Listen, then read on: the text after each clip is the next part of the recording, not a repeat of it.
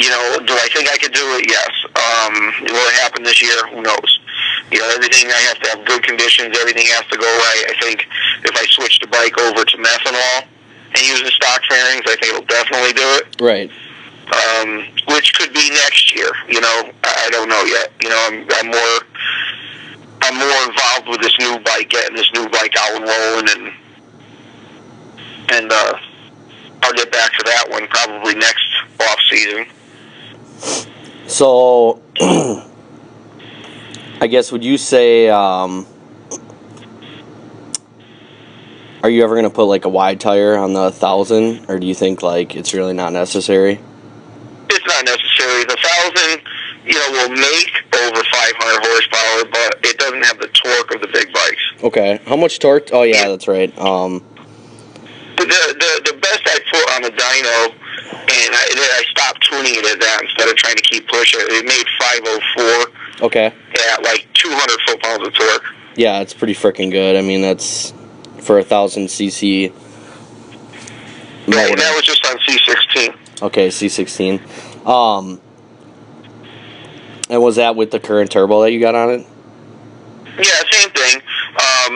I started having detonation issues on the long run, so I backed the timing off like 4 degrees up top, which is probably robbing me 50 horsepower. So the speeds I'm currently doing, I'm probably doing close to 450 horsepower. And how much torque did you say it made around? 200.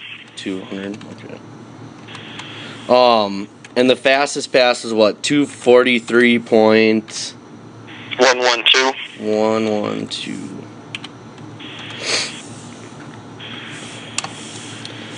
Yeah, I definitely think that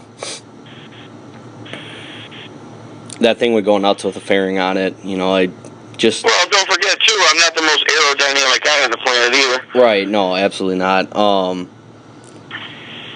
Yeah, definitely not. So, alright. What was the first motorcycle that you had? Because I was curious, did you start riding motorcycles later in life or earlier in life, or... When I was 17, I bought my first street bike. What was that? 86 gsxr1000. Was that an oil-cooled one, or what? Oh, yeah, that was I guess they came out with like 85 and a half with some, but like 86 was like pretty much considered the first year. Would you say ever since then you've had a bike, I'm assuming? All but 1 year. All but 1 year. When, because I know I seen a picture of you from Maxton Mile when your bike was, I'm assuming, naturally aspirated. Never raced in that naturally aspirated bike. Oh, you never did? Okay, so wait, you had the Velocity kit on initially, right? Yes, when I bought the bike, it had a Velocity Stage 1 kit. Then I upgraded it to a Stage 2, and that's what I first went to Maxton with in 2004. And in 2004, I'm assuming that was the first year that you went to Super Street Bike Challenge? No, they started that in 05. Okay. Did Dean ever come down there with that 1000? Did you guys ever have any time when you guys were both running? He's not. We've raced against each other, but his wasn't a streetable bike. Okay. All right. Because I know you had that, like a ZX10 or something. I never really... Yeah, we used to go back and forth. For a while, he was the fastest, and, I took back over. And then, like the last... I don't know if it was the last Maxton meet, or it was in the summer that year, July or something like that. He ended up going 245 and 243. Okay. Well, I would say, what interests you in land speed racing over other motorized sports like the drag racing and road racing? Because I know obviously we both live in areas where there's lots of drag racers and etc. I can't say that I knew this going into it, but I like the people of land speed racing the best out of them all.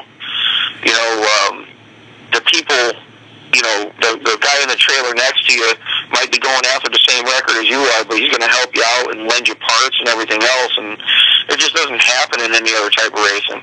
Everything's a big secret and things, and, this land speed racers are like a big family.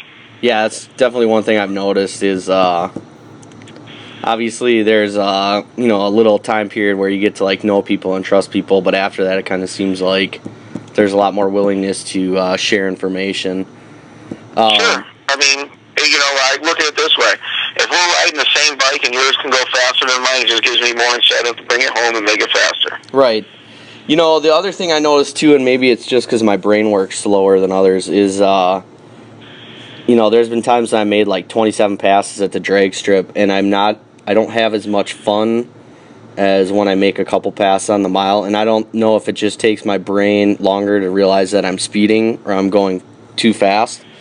But it kind of seems like just that extra length gives it a little bit more excitement. I don't know if that's a... Well, maybe it's a little more forgiving, too. You go to the drag strip and you cut a bad light or you miss a shift, and you're like, with land speed racing, there is no light. You know what I mean? You go and you feel comfortable going. It's a little more laid back, I think.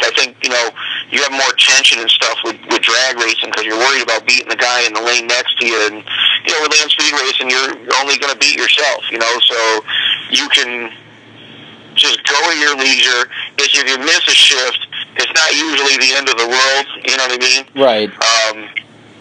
So I think it's a little more forgiving.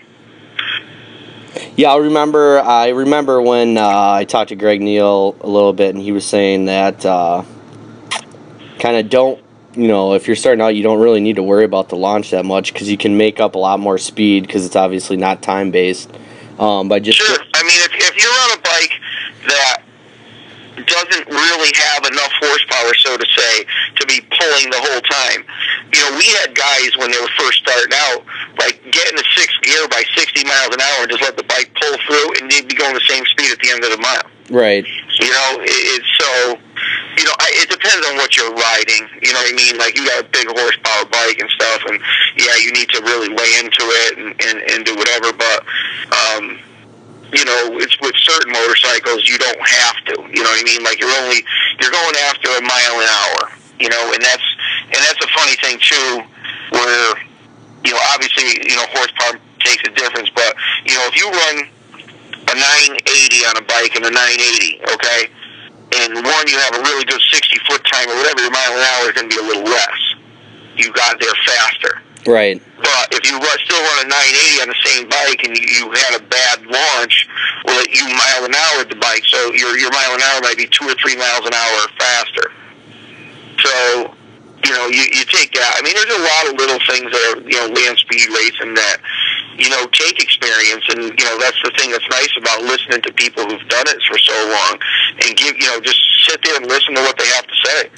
And, you'd be surprised. You might pick something up. I've been doing it 10 years, and, I listen to an experienced guy or whatever, might make a comment about something and be like, never thought of that, and it all comes down to seat time. Right, yeah, I'll definitely agree with that.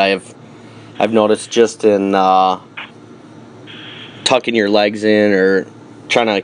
Your heels. You know what I mean? Like, you just normally put your feet on the pegs and ride, but, you tuck your heels in and you're talking speeds over 200 miles an hour. It might get you 2-3 miles an hour by doing that. I guess, so you had stated, we both agree that in land speed racing, it's a little bit more forgiving, but I would say on the flip side of that, and I don't know if you agree or not, that it's more of a test of the machine and the tuner, and also I would say that there's it's almost more of a variety of like the track conditions than when you're at the drag strip, because it seems like at the drag strip in general the line's sticky, the back half of the track is a little slippery. Well, in most cases too, and there are differences in the thing, but in most cases too, it can be a little bit windy at the drag strip because you're not going as fast. Two, you're usually surrounded by bleachers, so it kind of blocks some of the wind anyway. With land speed racing, you're out in the field, so, right. A gust of wind, and plus you're going for a mile, so you might have different conditions, 3/4 mile mark, than you do at the starting line. Would you? I've been on the racetrack where, you have a tailwind to start, and by the time you get to the end of the track, it's crosswind. Now, would you say also that you couldn't get away with tunes in mile racing that you can in quarter mile racing, or do you think the time really there's not a big enough time difference. Oh, there absolutely is. I mean, especially like big turbo stuff and whatnot, you got to run it a lot richer, you know what I mean, and take more timing out. Right. The timing, like I was telling you earlier, with the timing that I set on my bike, it was set up for, quarter-mile racing, and when you're sitting there holding it wide open for a mile, it was great in the first 4 gears. As soon as I hit 5th gear, your motor's already hot now, you know what I mean? Now you get in the upper gear and done. It's definitely harder on the equipment. The tuning is different. There's a lot of differences with that. I mean, that's, like I said, that's a learning experience in itself. Would you, do you mind share, like, what timing would you run, like, say, in a quarter mile, and then what timing would you run after, like, let's say 5th, 6th gear on a big boosted pull? If I went, like, on my 1000, I think, like, in 5th and 6th gear, I believe I was probably at, like, 24 degrees of timing. That would be the drag race setup. And I think I detuned it, it's at different boost levels as well, you know what I mean? The higher the boost you go, the more timing you want to pull. And I'm talking at, like, above 30 pounds of boost. Right. And I think now I'm set at like 21. I think I could come up a little bit, maybe go to 22 or whatever. Okay. But it's running safe now. I haven't detonated a motor in a couple of years. So I think I'll kind of leave it where it's at. And then, obviously, we change it to methanol, we'll be bumping the timing up, Right. Now, I heard a story, too, and maybe we talked about it, maybe we didn't, but maybe it's just more of like track lure or what, but that you had brought 3 motors to an event, or like a bike and 2 motors? 2. Okay. So you brought a bike and 1 motor? Oh, yeah. It was a spare engine. Yeah, so the story is, though, that you like blew up the motor, had another motor back in, kept running.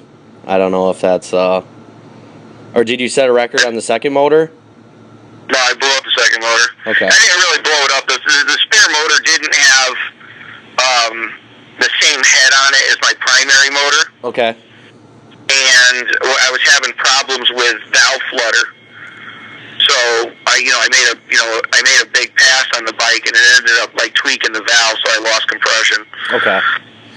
And I kind of knew it was going to happen, but I tried to get one run out of it. Right, absolutely. That if it's like if you're at the event, you kind of put all your eggs. Yeah, I travel 12, 13 hours to an event. If I had a spare engine, it's going in. I mean, if it happened Sunday morning, I wouldn't do it because it'd take me 6 hours to swap it out. Right.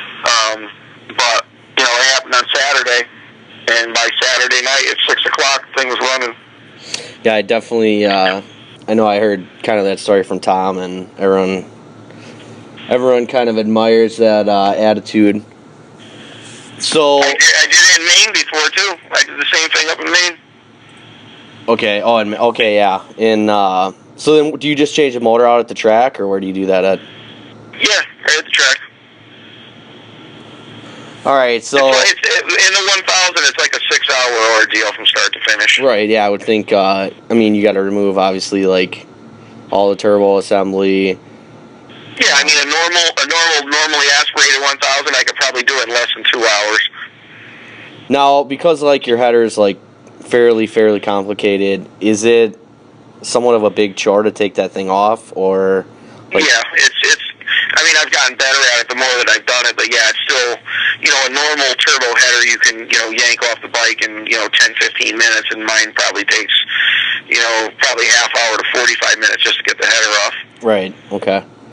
That's obviously a split turbine, but that's only one wastegate. Divided flange, yeah. Yeah, and that's only one wastegate. Okay.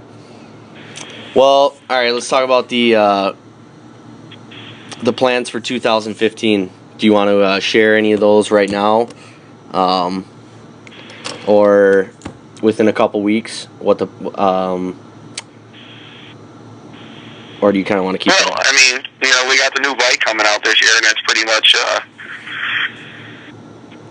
So, that's pretty much what 2015 is about. I mean, I'm still going to race the 1000, for the street bike shootout, because I kind of want to retire it from that after this year. I just, I'm 9 in a row now. I kind of just want to make it 10 in a row and then retire it and let somebody else win it. Yeah, I'm sure there'll be a lot of happy people when they see you stop competing in that class. Yeah, well, I mean, it just became a thing for me where, I'm going to go racing 1 or 2 times a year to see how I've improved my motorcycle, and it only made sense to go in when they hold the event. You know what I mean? At least you get a chance of, winning prizes and, getting a little publicity and stuff. And, so, it went from doing it this, and this, and next thing you know, here it's 9 years in a row. So, with the new bike, is it publicly aware are the public aware that you're building a new bike? There are some people that know. Okay. They don't know to the extent of what I'm building. It's kind of been a hush-hush project the whole time. And obviously, the speed goal that you want to achieve is 300 in a mile. Nice.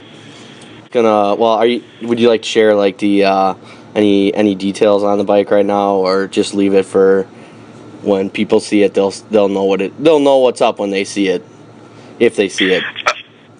Yeah, well, I mean, we're trying to, like I said, just because we really don't want people to try and copy it, right now and stuff like that. I mean, it's been almost 3 years since we came up with the idea and started, buying parts for it and everything else. And, it's been secretive because, somebody with money, because they had this great idea, let's build one and, come out with it, because it is the first of its kind. Okay. That's ever built. So, I will tell you this, it's a one-off. You're not going to see anything that's anything like it. And it should be, the highest horsepower,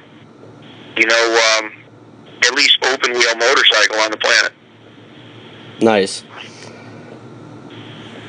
Well, it should be a very interesting year. I know we're both aware that quite a few people, or 3 or 4 people, are attempting to break some records this summer. So it should be an interesting storyline for 2015. Do you want to give any details on if you have any sponsors, or who's helping you out with the build, or any information? Yeah, I've done most of it, paying for most of it myself, but I do have my list of sponsors. I have, Steve Serafini, Fabulous Custom Fabrications. He's the heart and soul. I mean, I come up with a concept and he makes it happen.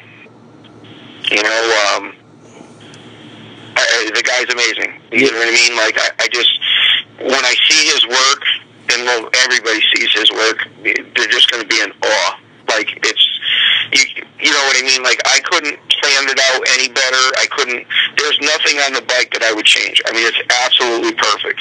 And, I have him to thank for that. He's very creative. He's very meticulous. And, some of his work is just genius. I'm looking forward for the world to see it, but unfortunately they got to wait for this thing to put up a number before I'll show it. Okay, yeah, absolutely. Not letting the cat out of the bag. I've had a chance, obviously, to see some pictures, and it's definitely everything you say it is, and I'm excited to see what it does this summer. So, and he's my primary sponsor. Comp Turbos, they take care of me. They've hooked me up. They sponsored me on the 1000 and now the new build. Shane Tecklenburg, he's doing all my tuning. I don't want to go through the learning curve, and his bike's a lot more complex than the 1000 and everything else.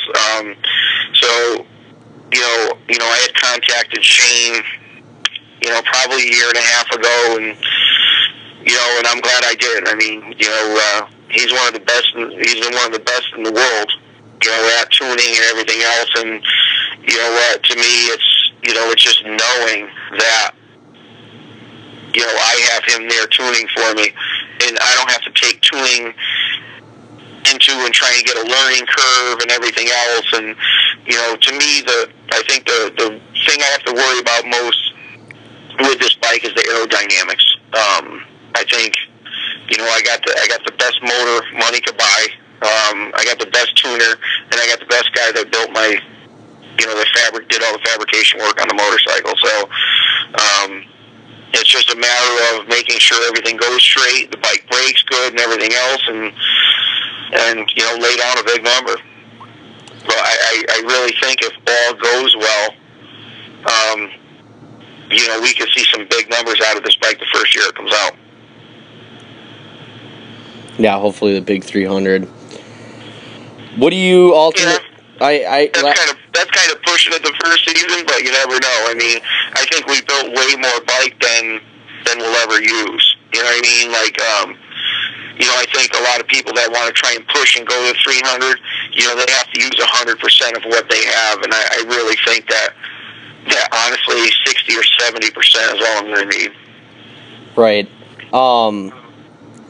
Unfortunately, you are obviously there at Loring the day that Bill Warner died. What do you think? And he was like the first person to make the really big jump in speed.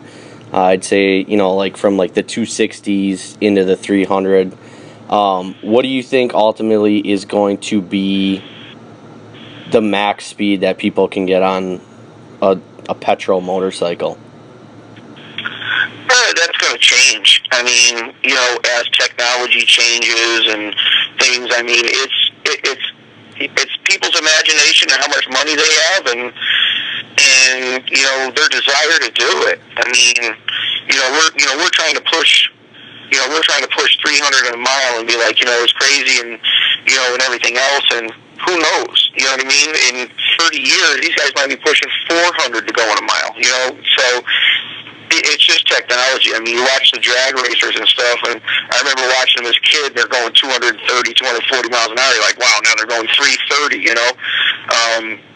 So it's going to be technology. It's going to change. Records that we set now in 20 years will no longer be here. I mean, it's just it's great. I mean, I love technology. I'll be the first to admit it. But yeah, I mean, it's the capabilities, they're going to build better turbos and more efficient, everything. So it's kind of hard to say, what you think the fastest bike is going to be, because that's going to change from year to year as technology changes.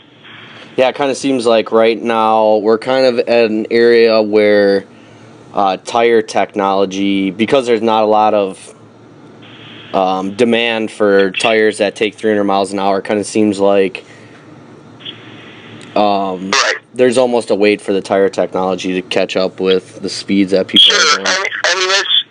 But up to now, Bill is the only one who's been over 300 and has been close to it in a mile. But besides that, there's really nobody within 30 miles an hour of him in a mile. He set all the big numbers. He was that guy. He took this to the next level. Yeah, no. You never know. It could take 10 years for people to catch up to do what he's done so far. You don't know. Right. Yeah, I was lucky enough to meet him at the last Wilmington event before he went to Loring, and super nice guy. Unfortunately, we didn't get to see his bike run at the. I didn't get to see his bike run at the Wilmington event, but definitely a super stand-up guy. So it'll. Oh yeah, there's nobody who would say anything bad about him. He helped everybody out. I had a tire issue with the 1000, and I happened to hit him up on Facebook, and at that point, I've never met him or talked to him. And he was more than willing to help me. He's like, yeah, you want to run these tires at this pressure, at this temperature, and you'll never have a problem again. And he's 100% right. I've been running what he told me ever since, and I've never had a tire issue ever again. Nice, yeah, and I think that goes back to the the whole theme of it, you know, a lot of information sharing and the desire to not only go fast yourself, but also see people go fast in land speed racing. Sure, and you want to see them go fast safely. You know what I mean? So once you do have, you know, ideally you'll get some records on this bike in the pavement mile and mile and a half. Do you have any plans on taking it to Bonneville? I don't think so. I strictly built this bike for Loring. Okay. Loring is actually the closest track for me, and you know it is the longest runway. So, you know, I think the goal, if you know all goes well, you know, obviously we'll try and you know go over 300 in the mile and a half, and then see if we can work our way up to going over 300 in the mile. Okay. But I mean, I'm not looking to go, you know, 340 or something like in a mile and a half or whatever. You know what I mean? Because then stopping distance becomes a big issue and stuff like that. Like, I just want to hit the 300 mark and then see if we can, you know, step up our game and do it 300 in a mile. Right. Okay. Yeah. It'd be awesome to watch. It'd be awesome to ride it. Yeah, that's probably awesome to watch, awesome to ride it, and you definitely need to do some videotaping of that run. Yeah, we're working on that. I mean, you know, it's still a work in progress. I mean, it should, you know, I'd rather just gotta basically, you know, run the bike and tune it, and we're working with bodywork now, so, the plan is, you know, sometime, you know, February, beginning of March, take it to the wind tunnel, and then, you know, come back and work all the bugs out of it, you know, we're going to try to go to Ohio in May.